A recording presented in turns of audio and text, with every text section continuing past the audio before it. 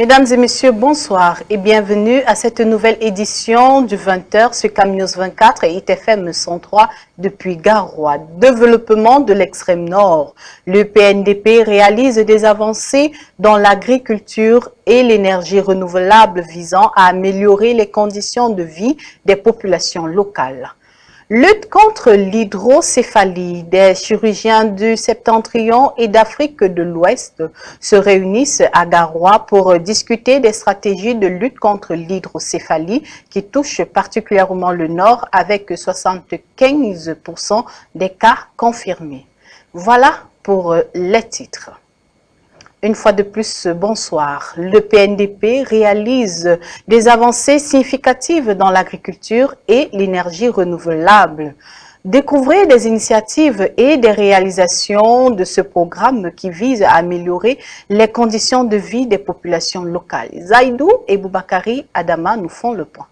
Bienvenue dans la région de l'extrême nord du Cameroun, où un projet ambitieux prend forme grâce au financement du Programme national de développement participatif, PNDP. Ce projet agropastoral vise à transformer les pratiques agricoles et à améliorer les conditions de vie des communautés locales. Dans cette région, le PNDP a investi massivement dans la construction d'infrastructures essentielles. Routes, marchés et systèmes d'irrigation sont en cours de réalisation, permettant aux agriculteurs d'accéder plus facilement aux ressources et au marché. C'est évidemment l'exemple type de projet effectivement qui contribue à essayer de lutter contre le changement climatique et la dégradation environnementale tout en aidant les populations.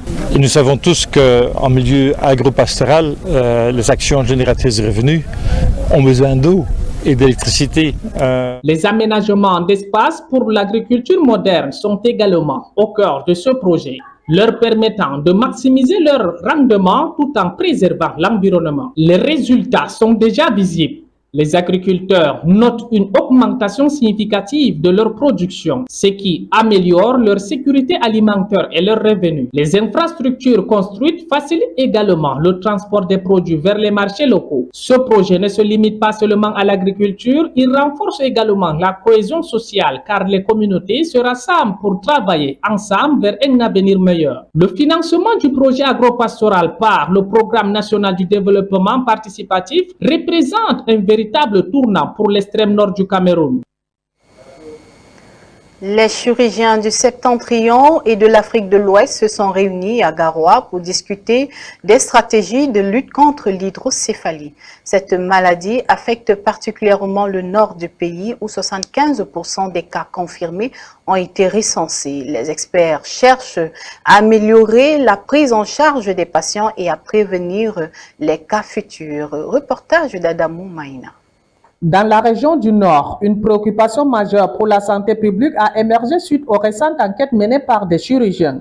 Entre le 14 et le 17 février 2021, 71 cas d'hydrocèle ont été confirmés dans plusieurs districts de santé, alertant ainsi les autorités et les personnels de santé. Face à cette situation alarmante, un atelier de formation sous-régional a été organisé à Garoua, réunissant des personnels de santé issus des pays francophones. L'objectif principal, renforcer les compétences nécessaires pour traiter efficacement les cas d'hydrocèle et soulager les victimes. Il faut avouer que la région du Nord, les 15 d'ici la région sont des régions endémiques de la filariose lymphatique où nous avons dénombré beaucoup de cas. Et je pense que n'est-ce pas, la présence de cette formation et même ces campagnes chirurgicales viendra à point nommé pour n'est-ce pas, apporter des solutions idoines à toutes les personnes souffrant de cette pathologie. Au cours de cet atelier, les participants ont eu l'opportunité d'acquérir des connaissances cruciales concernant cette affection. Les experts ont partagé leur expérience et leurs techniques afin d'améliorer le diagnostic et le traitement de l'hydrocèle. La formation qui a lieu ici à Garoua est une formation sous-régionale qui fait partie du projet appelé Eliminating Lymphatic Filariasis in Africa, encore appelé ELFA. Et ce projet est financé par la coopération britannique à travers le FCDO, Foreign Commonwealth and Development Office de la Grande-Bretagne. Alors, le projet est mis en œuvre dans plusieurs pays en Afrique et l'une des activités majeures est la formation des chirurgiens des pays francophones. Mais la formation ne s'arrête pas là. Une fois ces compétences acquises, Les participants se livreront à un exercice pratique à travers une campagne gratuite dédiée au traitement de l'hydrocèle confirmé. Cette initiative vise à offrir une aide précieuse aux personnes touchées, tout en sensibilisant la communauté sur cette condition. Appliquer les techniques recommandées par l'Organisation mondiale de la santé en ce qui concerne la chirurgie des hydrocèles.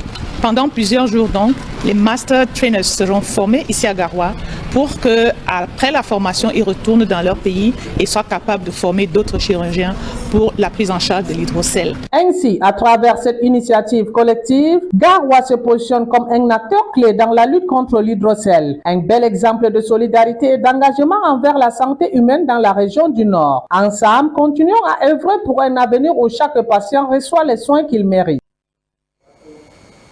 Le plan Cameroun international renforce les capacités des agents de santé communautaires lors d'un atelier qui s'est déroulé à Garoua. Les agents de santé communautaires sont désormais mieux équipés pour répondre aux besoins des communautés locales. Reportage de Boubakari Adama.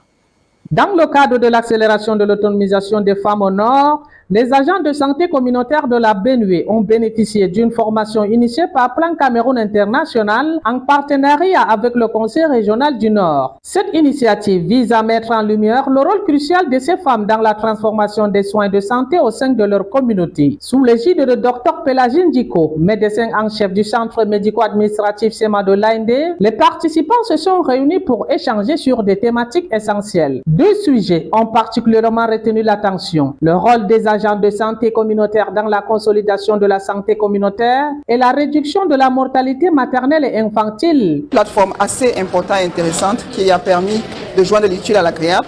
Nous avons profité de l'occasion pour discuter avec les ASC sur le rôle important qu'ils ont pour les objectifs de santé dans nos différentes aires de santé.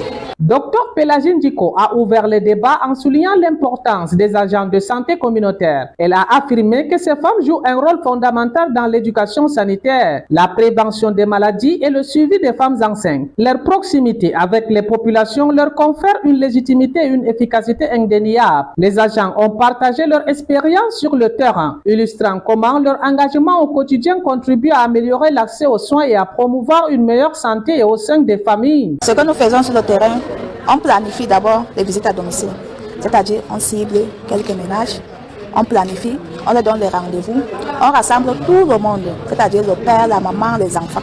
On cherche quelque chose en causant. Les discussions ont également mis en exergue les défis encore présents, notamment en matière d'accès aux ressources et à la formation continue. La question cruciale de la réduction de la mortalité maternelle et infantile a également occupé une place centrale dans les débats. Les intervenants ont évoqué les stratégies mises en place pour sensibiliser les femmes enceintes aux soins prénatals et au postnatal. À travers cette session de renforcement des capacités, Plan International Cameroun, en partenariat avec le Conseil régional du Nord, confirme leur engagement envers l'autonomisation des femmes et le renforcement du système de santé communautaire dans le Nord. Toujours dans l'optique de promouvoir une santé meilleure, les jeunes filles de la région du Nord ont lancé ce week-end une campagne de sensibilisation sur les mutilations génitales féminines et le mariage précoce. Suivons le reportage de Boubakari Adama.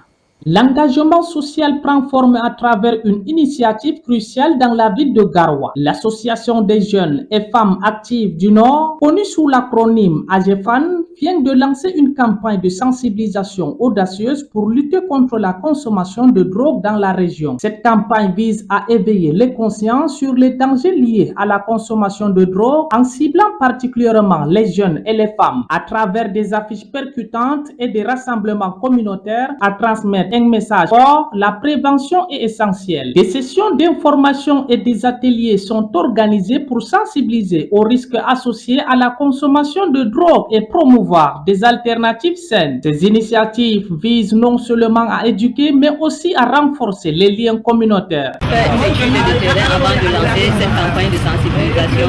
Nous avons initié une stratégie fixe en travaillant avec les différentes autorités traditionnelles comme les Lawan par exemple. Nous avons eu à travailler avec beaucoup de Lawan dans les 3 arrondissements de Garoua et nous avons fait aussi les porte-à-porte. Nous avons sensibilisé les parents. On a eu beaucoup de causeries éducatives avec cette jeunesse. AGEFAN prône le message que chaque voix compte dans cette lutte commune. La solidarité et l'éducation sont les clés pour bâtir un avenir meilleur, loin des pièges de la toxicomanie. Mieux que moi, le phénomène de consommation de drogues stupéfiantes, ce n'est pas un phénomène qui est spécifique à Garoua, c'est un phénomène qui se passe partout. Et quand c'est les jeunes qui en parlent, c'est très encourageant, c'est une grande prise de conscience, c'est une acte de responsabilité. La campagne de sensibilisation d'AGEFAN est un pas important vers un Garoua plus sain et plus conscient. Le mariage précoce, un fléau à combattre dans la région du Nord. Ce phénomène préoccupant affecte particulièrement les jeunes filles, les privant de leurs droits et de leur avenir. Les autorités et les organisations de la société civile se mobilisent pour sensibiliser la population et lutter contre ce problème. Adamou Maïna et Zaïdou Amadou pour les détails. Dans le Grand Nord Cameroun, un fléau persiste, le mariage précoce. Dans cette région riche en culture mais confrontée à de nombreux défis, des milliers de jeunes filles sont contraintes de quitter leur enfance pour entrer dans une vie adulte qu'elles ne sont pas prêtes à affronter. Malgré les lois interdisant le mariage des enfants au Cameroun, les traditions et la pauvreté continuent d'alimenter cette pratique. Pour beaucoup de personnes, le mariage est perçu comme une solution aux problèmes économiques et sociaux auxquels leurs familles font face. Rencontrons Amina, une jeune fille de 14 ans vivant dans un village isolé. Elle partage avec nous son histoire poignante. C'est mon père qui m'a forcé, mais il a regretté après. Le premier jour, il a cherché à coucher avec moi, j'ai refusé. Je ne voulais pas. Le deuxième jour aussi, c'est la même chose, on a bagarré jusqu'à. C'est le troisième jour qu'il m'a eu. Comme ça, il m'a forcé, il m'a tapé partout. Je n'arrive pas même à bouger. C'est comme ça qu'il m'avait violée. Le mariage précoce n'affecte pas seulement ces filles individuellement, il a des conséquences profondes sur l'éducation et la santé des communautés. Les statistiques montrent que ces jeunes épouses sont souvent exposées à des grossesses précoces et à des violences domestiques. Pour mieux comprendre cette problématique, nous avons rencontré Dr Nguema, spécialiste des droits de l'enfant dans la région. Elle nous explique les enjeux liés au mariage précoce. Nous offrons un suivi, l'encadrement et le suivi des filles et des femmes victimes et des survivantes de ces mariages précoces et forcés. Elles sont victimes de violences physiques, psychologiques, économiques aussi. Elles pensent à un moment à se suicider si elles continuent à être dans ces situations. Des organisations locales s'engagent activement pour sensibiliser les communautés et offrir des ressources aux familles. Chaque voix compte dans la lutte contre ce fléau. Le chemin est encore long, mais ensemble, nous pouvons faire la différence. Le changement commence ici avec chaque fille qui rêve d'un avenir meilleur. En agriculture, chaque année, la région de l'Adamawa produit 2500 tonnes de céréales grâce au travail acharné des femmes agriculteurs qui y sont actives. Plus de détails avec notre correspondant Boubakari Adama. Dans la région de l'Adamawa, au Cameroun, les femmes jouent un rôle essentiel dans la production agricole. Chaque année, elles contribuent à la culture de plus de 2500 tonnes de céréales. Un véritable pilier pour leur famille et leur communauté. Ces agricultrices sont souvent les gardiennes des traditions et des savoir-faire ancestraux. Grâce à leur travail acharné, elles nourrissent non seulement leurs proches, mais également le marché local. Rencontrons Marie, une agricultrice passionnée qui cultive du maïs et du mil. Elle nous parle des défis qu'elle rencontre quotidiennement. La difficulté première, c'est la perturbation climatique. Comme vous le voyez, sur 5 épis de maïs, 3 sont affectés par la perturbation, prolongation de pluie. Et donc sur 5 épis, on a 2 bons maïs. Ça doit rendre difficile la production. Si des initiatives locales ont vu le jour pour soutenir ces femmes. Des formations en techniques agricoles modernes leur permettent d'améliorer leur rendement tout en préservant l'environnement. Pareil, nous a été offert par la compagnie fermière, la CFC. Et sont eux qui nous ont préfinancé la culture avec l'engrais que nous devions rembourser en nature, donc avec le maïs. L'appareil a été conçu vraiment à notre guise parce qu'elle égraine sans toutefois casser les graines de maïs et elle est très rapide. Les céréales produites par ces femmes ne nourrissent pas seulement leur famille. Elles sont également vendues sur les marchés locaux, contribuant ainsi à l'économie régionale. Leur travail est une source d'inspiration pour toute une génération. En soutenant ces femmes agricultrices, nous investissons dans un avenir meilleur pour l'Adamawa et au-delà. Mesdames et messieurs, c'est la fin de cette édition sur CamNews 24 et ITFM 103 depuis Garoua. Merci de l'avoir suivi. Bonne fin de soirée et surtout bon début de semaine à vous.